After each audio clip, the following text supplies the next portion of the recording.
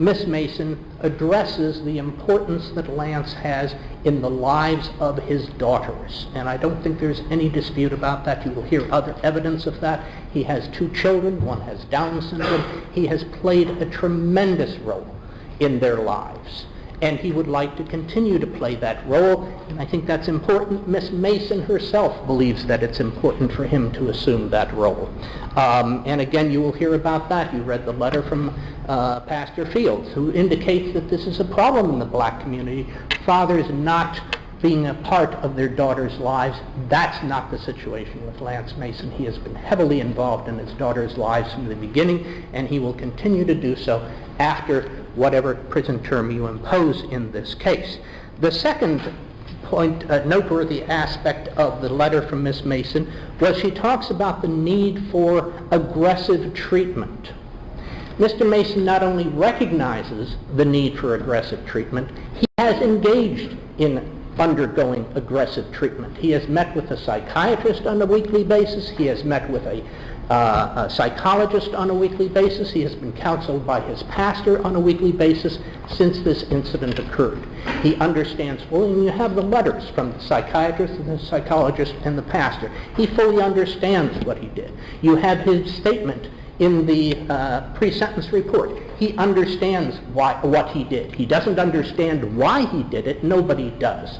But he understands what he did, and he's taken every step that he can to make sure something like that never happens again, that he gains an understanding of his character, of himself, so that he does not engage in that kind of conduct again, so that he can assume the role of the father to these girls that is so important for him.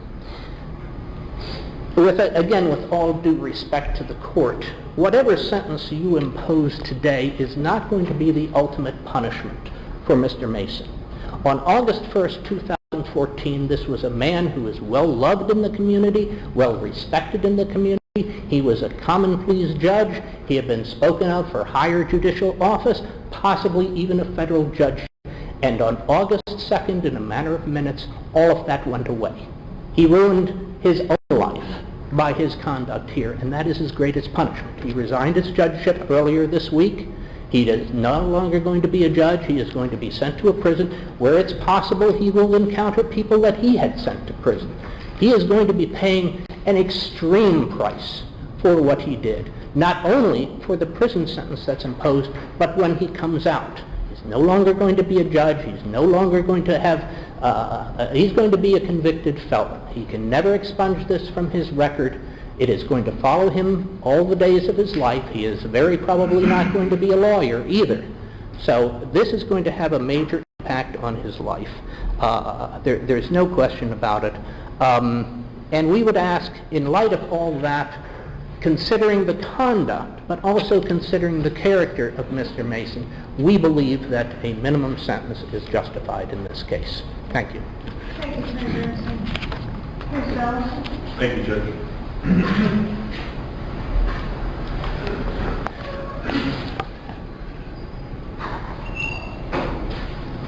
Your Honor, as a lawyer for almost 26 years, I find myself in uncharted territory. Someone I could never envision being here, I'm currently representing. Someone I tried lawsuits before, someone I have complete and total respect for, is before you and going to go to prison today. He knows that, and so does his counsel. Today you will send to prison a person who had and has promise, poise, and presence. Today his life is defined by events he can't take back. Hopefully time will change that. Mr. Bensing has discussed the principles in sentencing. I will simply state that at this point, whatever you do today is punishment. And the fact of the matter is, Mr. Mason, Lance, is accepting of that. He's horrified by his own conduct. All of us being completely aware of his wife's position, I simply and confidently state that he began his rehabilitation August 3rd, 2014. The problem, as we know, is that because of no contact or lack of communication, and sometimes our representation, others aren't aware of the depth of the sorrow, the acceptance, the treatment, or the promise that this won't happen again. A year has gone by without incident. Mr. Bensing has outlined the steps Lance has taken to understand how he got here. But what I hope this court will understand is that the remorse and acceptance and treatment didn't begin today. It didn't begin at the time of the plea. It didn't start in some minute of self-pity. It began the same date as the event. Upon his arrest, he asked how his wife and children were. Upon an attempt to interview him, he again asked about his wife and his girls. When he sat in jail, he wrote the following in confidence to his lawyer and friend, Mr. Mack. Lance wrote, "I cannot begin to find the words to fully express how heartbroken, devastated, and hurt I am for the pain I caused my wife and girls. I am solely responsible. I am horrified, shocked, and confused by my actions. Nothing justifies the harm I've done to my wife and family." He went on to say, "It was me." He wrote, "I often heard defendants say it wasn't me, to express that their actions were out of character. I've had a life," he wrote, "that I have prosecuted, legislated, and punished people for violence against women. Despite this commitment, I am haunted and don't fully understand why I hurt my wife and children. This was not my intention. Although I would like to deny it, I must admit that this somehow is not part of me. It was me," he wrote. "I sincerely regret it." He went on to say, "Judge, that I'm deeply hurt and ashamed by my conduct and pain I have caused my wife and children. I am determined, however, to undergo counseling with providers and my pastor, and with enormous support from friends and family to eliminate whatever grief, fear, pain, anger, or whatever else led to my violence against my wife and children." Those words, Your Honor, are words from someone who the day after or shortly thereafter is contrite, sorry, and understanding of his actions. Your Honor, I would simply say to you, as you can see from this courtroom, Lance has incredible support from many diverse areas of his life. At the back of the courtroom is a fellow by the name of Tony George, an extremely successful business person who became friends with Lance and his family because they share having Down syndrome children. Tony and his wife befriended Lance and his wife because they understood the stress that was to come, never anticipating events like these, but certainly understand that those events could transpire based on the stress of raising someone with Downs. Not an excuse, but he was there for him and he's still with them and still has faith that Lance will be productive again. He has the support of ministers, Dr. Ernest Fields, who you'll hear from, Bishop Ward, Reverend Aaron Phillips, Reverend Welland, and many others back there. He has the support of lawyers and judges and all others who believe in him. Today, Your Honor, I simply ask you to balance the need for punishment, temper it with the understanding that steps Lance has already taken, consider the aberration of the event, and consider the faith that so many have in him when you pass judgment on him today. Thank you.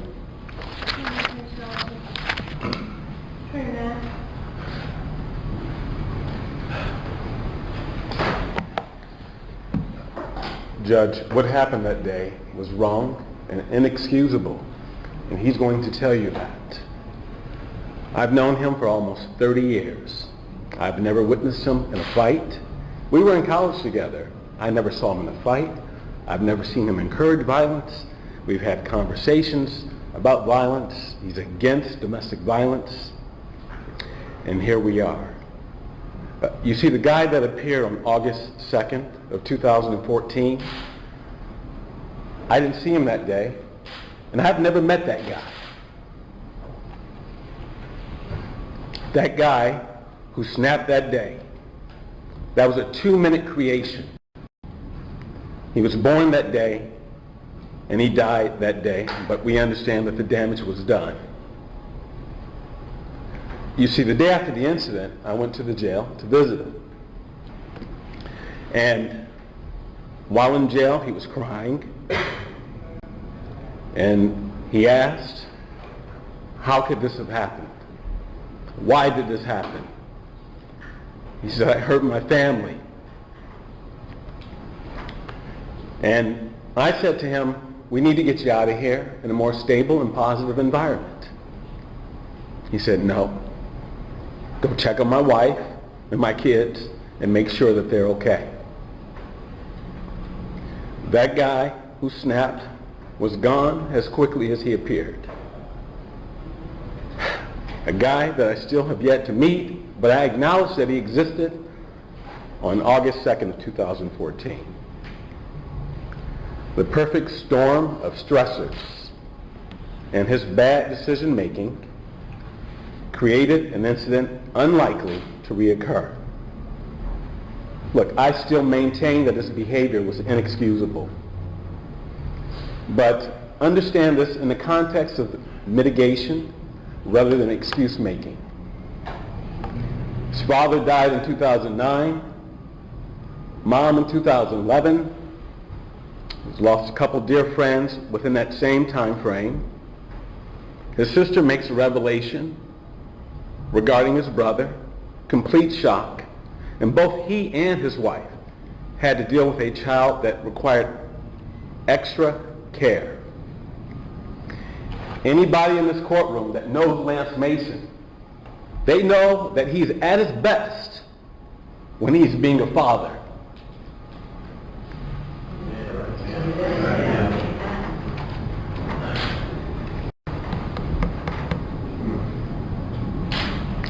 No matter who you are, life can come at you hard and fast. No matter what your background, your history, it doesn't matter. This can happen to anyone. And if it can happen to him, it makes me so fearful. Judge, he's never coped with the pain in his life. Always stoic. If he met his father before he died, exactly the same way. He's not supposed to feel pain. He's got to have the hard approach in life. And that's the exact thing that's gotten him in trouble. I went to his mother's funeral with him. And he didn't shed one tear. And they were best friends. And I said, something's wrong with this picture. Why isn't he crying? Stoic. And the build-up, the accumulation, it got to him. Inexcusable, but it got to him, and he took it out on the wrong person. He had a conversation that should not have existed that day. But here we are. Make no bones about it. Mrs. Mason is the injured party in this case. And I'm not trying to compare losses. She has suffered more than anyone in this case, and he'll tell you that as well. But I just want to give you the context again for purposes of mitigation. He's lost his job, law license, gone, reputation injured, which seemed impenetrable at one time. But most importantly, every day that he sits without those two little girls, that's the worst punishment. There's nothing that will be done to him today that is worse than him being without those girls. I know that his wife previously has indicated her recommendations to this court. We know that 30 days is not plausible. We know that the minimum sentence is 9 months. But when you take into consideration his life, his history, his characteristics, Judge, a minimum sentence, we're hoping that you view it as being appropriate. And that's all I have to say. Thank you, Chair. Are there any family members or clergymen that would like to speak at this time?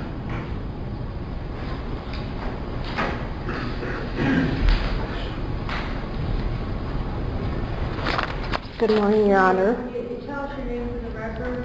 Lynn Mason. Right. Ms. Mason, you wrote a letter to the court, which I read, and also you're the sister of Lance Mason. Yes. Go ahead. Lance's full name is Lance Timothy Mason. I often call him by his middle name, Timothy, which biblically means gift from God. He has always been that for me in my life. He has taken the role of big brother very seriously. When I was born, he was told that he was to protect me and love me and live by example, and he has far exceeded all of those expectations. August 2nd, 2014 was a tragic day. I had just arrived home and I received a phone call from him, and I heard the desperate voice saying, "Lynn, I hurt my wife, and please come to the house and take care of my girls." When I got to the house, I had never seen him so distraught in my life. He literally was wailing and pleading to God for forgiveness. He said repeatedly, "Lynn, please make sure you tell Aisha I am sorry and I love her." Then he would go into the room with his children and he would tell them how sorry he was that he hurt their mother, and to know that they are Daddy's precious babies, and to always remember that he loved them. From that moment on, he has been remorseful. His first contact with Aisha after this incident was at the hearing for their divorce. And he sat the entire time silently weeping, his head bowed down, because he was ashamed about what his actions were that day. And the restraining order prevented him from communicating his regret and remorse to her. Not only was he apologetic for his actions against her, but he was also desperately offended and hurt that he hurt her parents and his children. And as Fernando was saying, that he has a very stoic demeanor, but people don't know what his private, quiet moments of introspection have been. Every day he tells me how sorry he is for what he did to Aisha and how that affects her parents and the girls, and how he wished it never had happened. Every day he expresses that he wishes he could tell them he is sorry for what he did and take full ownership for his actions that day.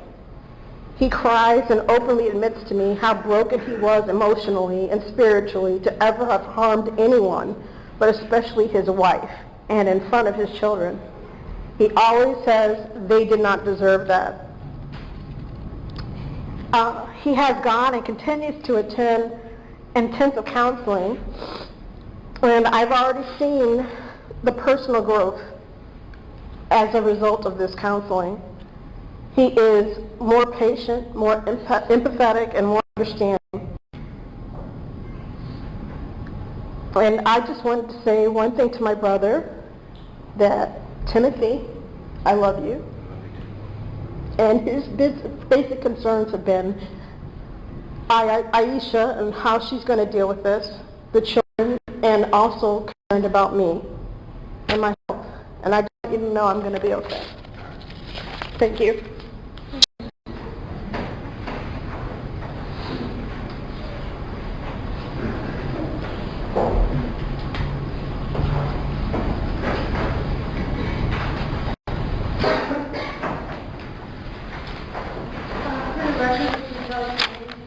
Yes.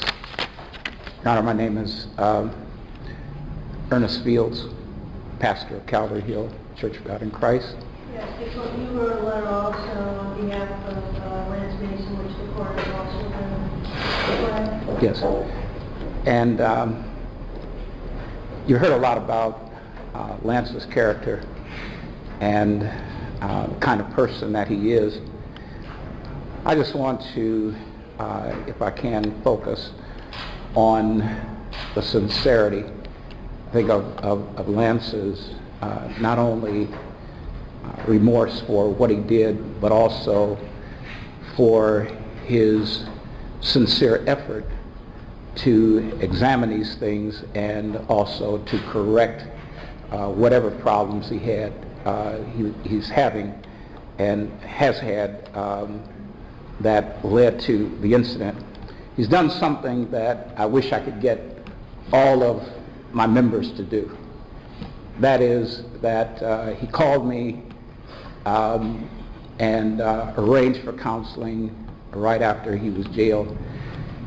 When I say I wish my other members would do what he did, is that Lance read the entire Bible through during our counseling sessions, not certainly to impress me, but in order to determine the principles that should instruct his life. And we discussed those. We've met weekly since August 14th, 2014 rather. One of the things that I've experienced also in counseling other people, sometimes people want to counsel when they get in trouble, and that's for a short period of time, and then once they get past, I guess, a certain stage, they don't want to counsel anymore, or you have a hard time keeping appointments. One of the things that I've experienced with Lance is that he has pursued the appointments every week faithfully since we started. The second thing is that he's been able to see and to admit his responsibilities for many of the problems that he experienced in his relationship with his wife.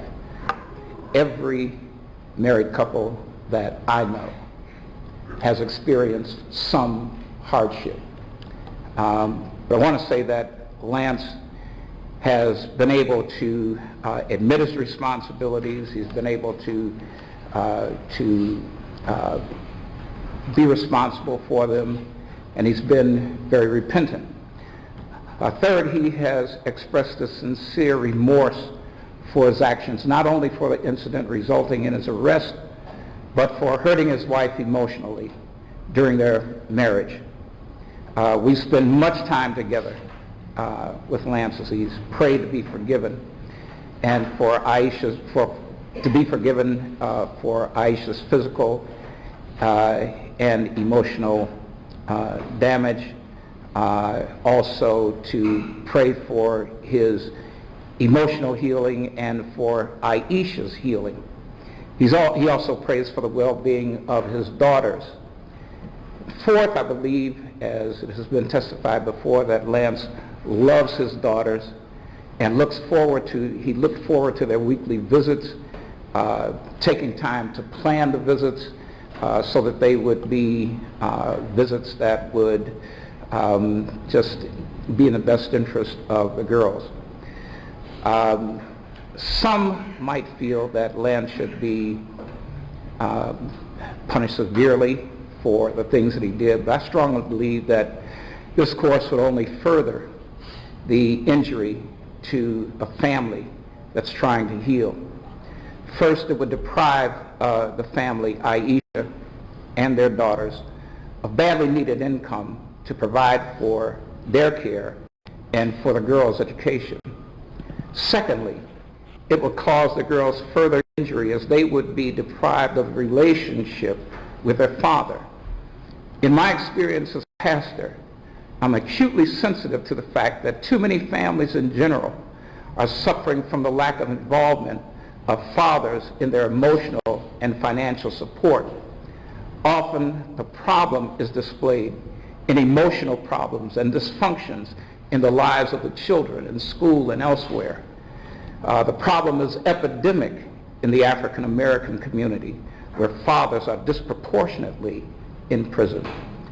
Third, I want to say that, as everyone has acknowledged already, that Lance has had a sterling career in public service as an attorney, state representative, and a judge.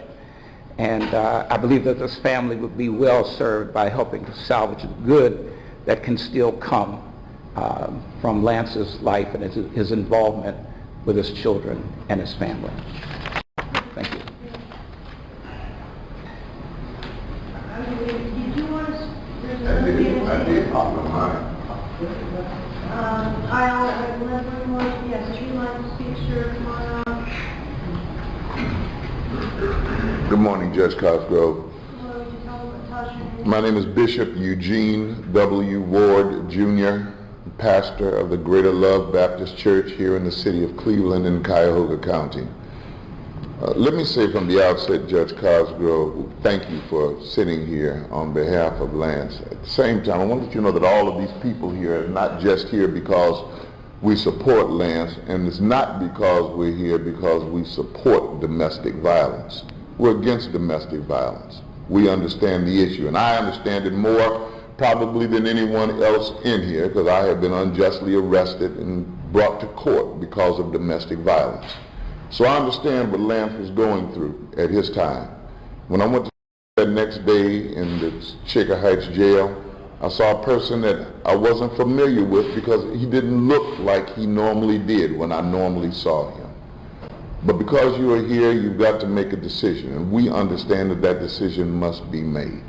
We're asking that you will show mercy upon him in your decision on the time that he spends within incarceration, because of the fact that we see so many families that are torn apart because fathers being taken away, children without a dad, families that don't have male images in them. Both the prosecution and the defense has declared what the problem has been in looking at the life of Lance Mason. But what we do understand is that things do happen, and they happen so quickly, and they change lives immediately. We're asking for your mercy and your consideration as you visit this court, as you consider the future of Lance Mason. Thank you very much. Thank you for, it was my understanding that really only two people were going to talk. Your Honor, I think it's important that I talk. I'll go ahead, come on up.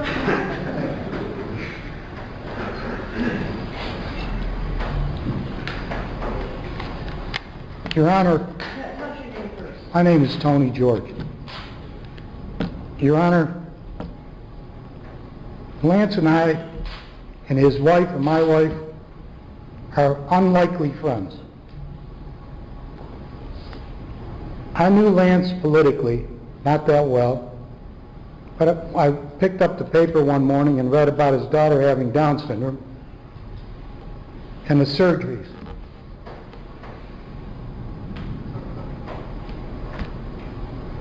I have a son with Down syndrome. All I could think of was I can't imagine my son as a baby having open heart surgery.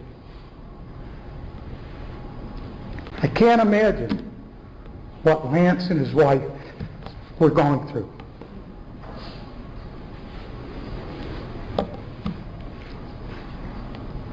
The extreme stress of having a child with a disability and then having numerous surgeries, open heart surgery, eye surgery, this surgery, that surgery. Just by the hand of God, I happened to go to a City Club speech right after reading this article.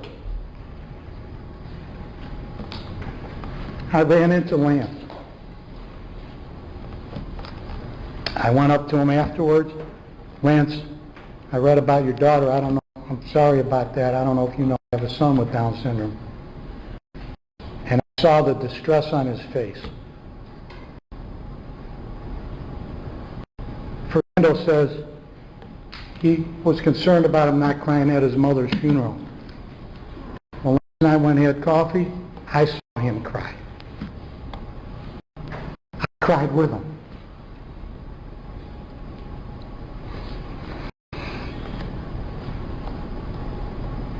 We befriended each other. We introduced our wives to each other. We went to dinner with each other. We talked about our families, our struggles, the stresses with children with disabilities. And my wife and I used to leave those dinners and get on our hands and knees and pray, thank God Michael doesn't have the problems that Lance and his wife's daughter Audrey has. And we prayed for Audrey.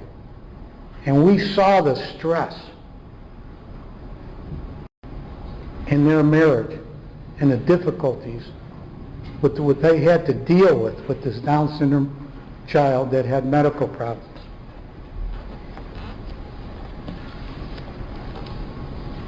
I'm a wealthy person, and I'm able to take care of my child and give him everything he needs from the financial standpoint. Your Honor, I know what the judges make. I know what school teachers make. And I can tell you this, if he made double and she made double, it's not enough to take care of what you need to take care of when you're dealing with a child with a disability, especially one that has medical problems. I want to disagree with the prosecution. In the time that I've gotten to know Mrs. Mason, Aisha, I could tell you this, she's here because she doesn't want to be here, because she doesn't want to hurt Lance Mason, because she knows she's going to need him as a partner in the future of taking care of that child. I don't care what anybody says. I don't care what the prosecution says. They're wrong. I know.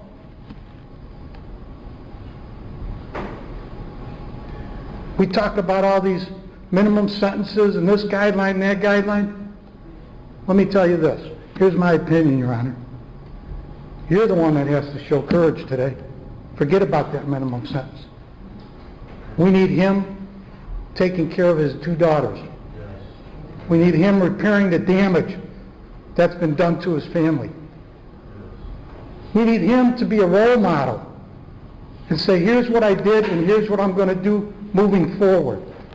That's what we need.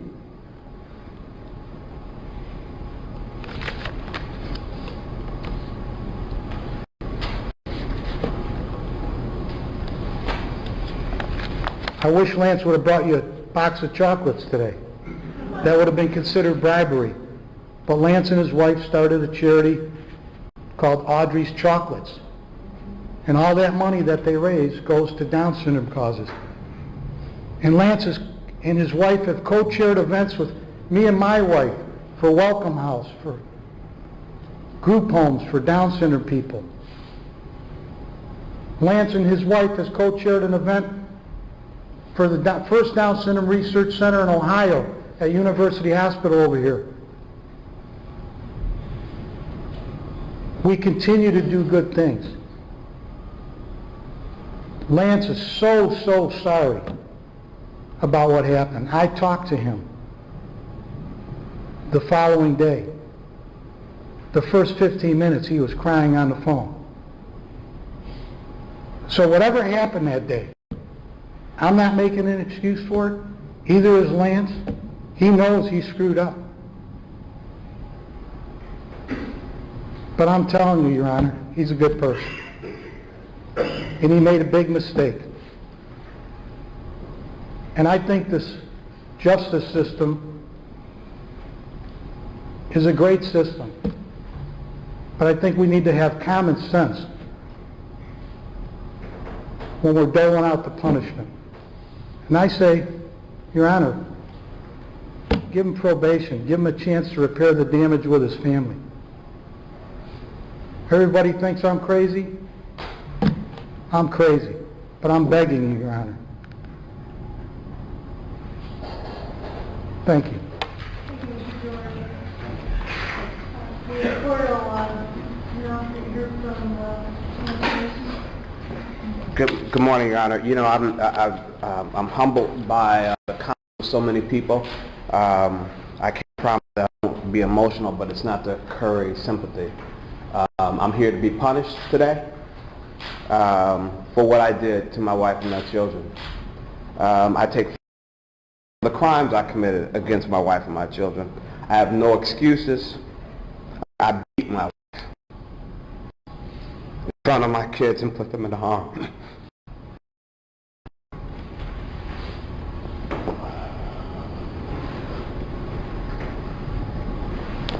And I am solely responsible. And nothing justifies the harm I've done to my wife and my family.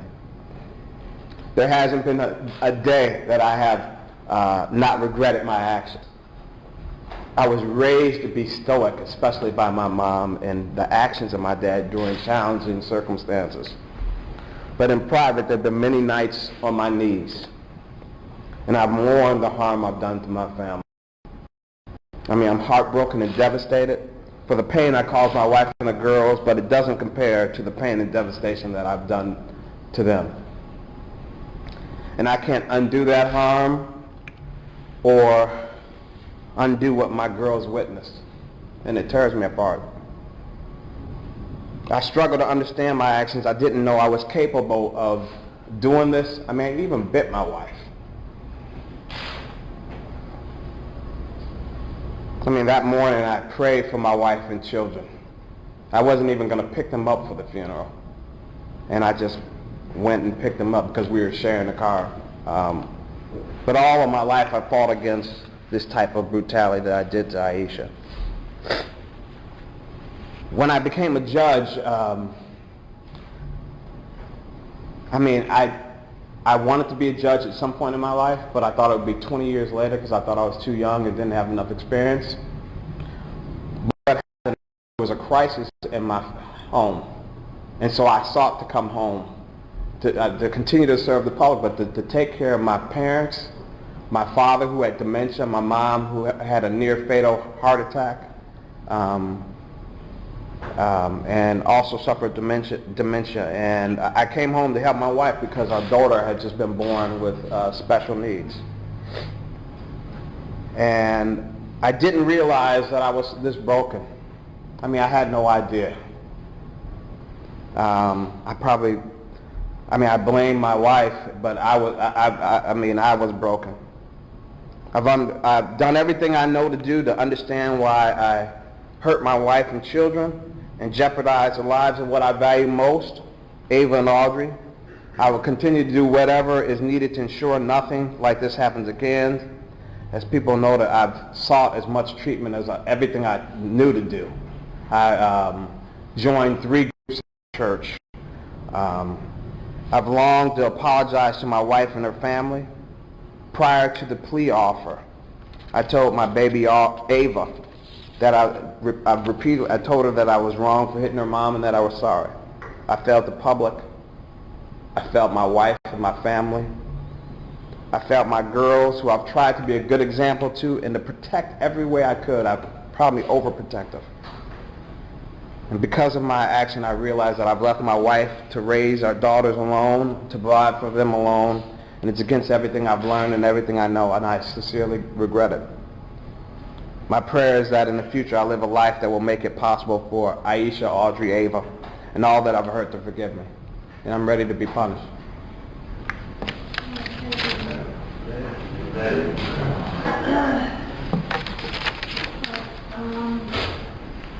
You have received a sentence.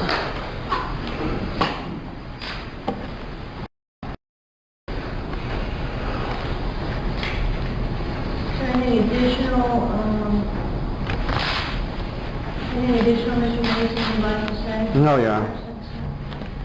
All right, I want to say I felt long and hard about what is appropriate in this case.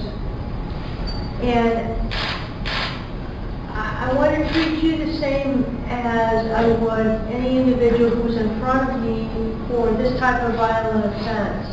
Whether or not you're a steel worker, or an auto worker, a construction worker, or a white-collar worker, a clergyman, the law is equal, and we're all equal before the law, and we all are responsible for our own conduct and our own decisions. You know, your attorney said that this was a perfect storm.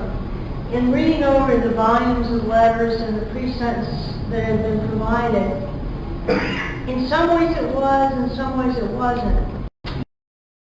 because in the letter from the counsel who represented your wife in the divorce proceedings, and in other documents the court has seen from domestic relations,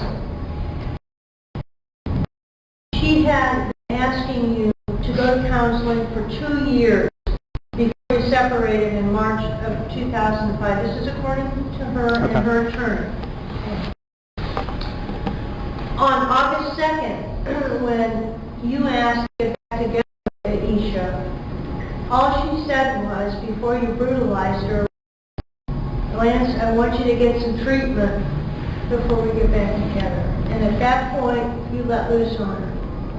I read over the pre-sentence investigation, as I said, in the police report. And I'm just going to read part of it. And your attorneys have read this, and nobody disputes what happened here. Shaker Heights officers responded to Hillcrest Hospital to speak to the victim, Aisha Mason. The victim stated they were driving back from a funeral. The defendant began to argue about their marriage. Their 2 daughters were in the back seat of the vehicle. The defendant was driving, and he was in the front and she was in the front passenger seat. The defendant began punching her with his right fist in the head while driving. She stated it was a closed fist, and he punched her approximately 20 times. After punching her, the defendant grabbed her hair on the back of her head, smashed it against the center console approximately 5 times. The victim stated as he was beating her, she continuously pressed on the vehicle's horn, hoping to get somebody's attention to help her. The victim then stated that the defendant began to choke her, but was unable to do so. He used his arm to pin her head and neck against the passenger door window. The 2 children were in the back seat of the vehicle screaming and crying. That's probably, in addition to the terrible, savage beating that you gave your wife, the fact that your children are in the back witnessing this, screaming and crying, exposing your children to this kind of violence is really unbelievable. The vehicle came to a stop at the red light, and the victim attempted to get out. The defendant grabbed her by her hair and would not let go. The victim was able to escape his grasp and exited the vehicle and onto the street. The defendant then crawled over the center console and the passenger seat, exiting the vehicle on the street and got on top of the victim. The defendant continued to punch the victim in the face 3 or 4 more times, bit her on her right ear, stating, "Your life is over now." The defendant then got back into the vehicle and drove away. The victim then got up, ran down the street. She came across some Samaritans who helped her. And again, all these people in the back of the courtroom, if you had reached out to them, there was a period of time, obviously, you separated in March of 2004 before this incident in August of 2014, excuse me. Any one of them would have helped you. Or if you'd gone to this counselor, or if you'd gone to this social worker, or if you'd gone to this pastor before this happened and reached out, they would have helped you. Now, in balancing what is appropriate, it'd be a lot easier if you came in front of me and you were a serial killer or you had a long criminal history. It'd be easier to sentence you to prison. But I look at all of the great things you've done in your career, where you come from. You came from a great family, got a great education, you made something of yourself, you worked in the city government, county government, mentor. Your colleagues respect you. The attorneys who practice in front of you respect you. And yet, simmering beneath this, even though your wife had asked you to go to counseling, you did not. As a result of a lot of pressures, you snapped on August 2nd. All of us are subject to pressures, and you know that as a judge having handled so many of these cases. There's not one person in this courtroom that doesn't carry a burden with them. Either a sick child, or you lose your husband, or you lose your wife, or you lose a child, or your financial problems. But you don't take it out on other human beings. Now, I'm looking at these pictures here of Aisha. They're horrible. This one here shows Not only her eyes are swollen shut, she's got a bite mark on her cheek. You bit her. You weren't satisfied to beat her, you bit her. Her eyes are swollen shut to the point her orbital bone is broken. And I'm not going to go through the multiple bruises on here. And in fashioning a sentence, the court also has to consider not only the physical harm that you caused her, but also the psychological harm as well. In the pre-sentence investigation, the court ordered the victim impact statement. And this is what Mrs. Mason said. I'm going to reference a portion of it. The incident of 2nd, 2014 have changed my life forever. My children are post-traumatic stress disorder resulting physically abused Ms. Mason. I also suffer from the physical scars of having my orbital bone broken. In fact, I currently do not have any feeling in the left side of my face due to nerve damage. I also suffered mental and emotional for many years during my marriage, and my daughters will forever be impacted by the loss of their father in their lives during this period. So your choices and your actions brought you here today, and there's no one else responsible for your conduct. She is not at fault in any way. The court has considered the purposes and principles of sentencing. Do not sentence you to prison would demean the seriousness of the offense and not adequately protect society from future criminal conduct by yourself and others. I've considered the need to incapacitate you, to deter others. If you don't receive punishment and you're a judge for the same crime that somebody else standing in front of me would be punished for, there is no rule of law in our court.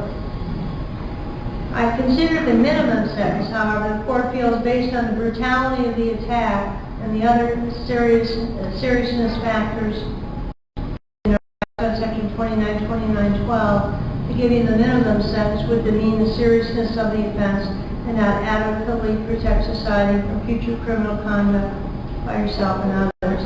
I've considered the serious physical and mental and economic harm to the victim, that the offender's reputation or occupation is likely to influence others' conduct. Certainly the relationship in this case facilitated the offense. And as I said, perhaps most important, this domestic assault case was done in the presence of your children. In reference to this case, after considering what has been said here today, the pre-sentence investigation, the victim impact statement, the defendant's statement here today, the sentencing brief, and all the letters, in reference to the charge of attempted felonious assault, the court is going to impose a prison sentence of 24 months. I'm going to impose 3 years of mandatory post-release control. As you know, but I will tell you again, upon your release from prison, the Adult Parole Authority will monitor you on post-release control for 3 years. During that time period, if you violate any of their conditions, the Parole Authority can impose additional sanctions, including additional incarceration in prison that would equal to 1/2 of this court's given prison term. And they can do so in increments for repeated violations. It's also possible to reduce your sentence by participating in certain educational or vocational classes while incarcerated. That credit can also, extra credit can be taken away from this behavior while incarcerated in prison. The court, and I've discussed this with the attorneys in this case, the court is going to order, and no one is objecting, that while incarcerated in prison, the best thing you can do is to do something positive, turn a negative into a positive, and avail yourself of whatever counseling is available in prison. You know, your daughters can accept a father that made a mistake, but what they can't accept is someone who doesn't learn from those mistakes. The court is going to order while incarcerated that you receive counseling in the institution. The court is going to outline, I believe, the I want you to complete one of the following classes. In this order is preferable. The Batters Intervention Program that is offered in the Ohio State Department of Rehabilitation. Cage Your Rage, which is also available. Anger Management, and Thinking for a Change. Any one of those, but in particular, the Batters Intervention Program, I believe you would benefit from. Obviously, you have underlying issues that you have not dealt with in the past. On the charge of domestic violence, I'm going to send you to 6 months in the Cuyahoga County Jail. I'm going to order that that sentence run concurrently and not consecutively. Court's going to give you credit for 6 days previously spent in jail towards these sentences. The last thing I want to say to you, Judge Mason, is one of the things that you always said to people is, I see value in you as a person when you send them to prison. And I see value in you, Lance Mason, as a person. But you need to get a hold of, and you need to take advantage of counseling. There is a need in this case for treatment. I can't turn my back on that just because you're a judge. You have to be like anybody else. Now, an appropriate time down the line, your attorneys will be judicial release after you've served the statutory period. I will look at any programming that you've done while incarcerated, and I'll take a look at, obviously, any disciplinary infractions when deciding on whether or not further relief down the line is appropriate. The issue at this time that either party wants to come before the court? No, Your Honor. No, Your Honor. Your Honor, would you consider waiving court costs and fines? No one's getting paid here, just so the court knows. Yes, the court, I will grant that motion of the defense. The court at this time, I will impose no financial sanctions, and the court will waive court costs at this juncture. Thank you, Judge. You would not be with it. Thank you. Thank you. All right. Yep. Yeah. There's nothing on your person right now. Just have money. Love you, Lance. Love you. Take care, man.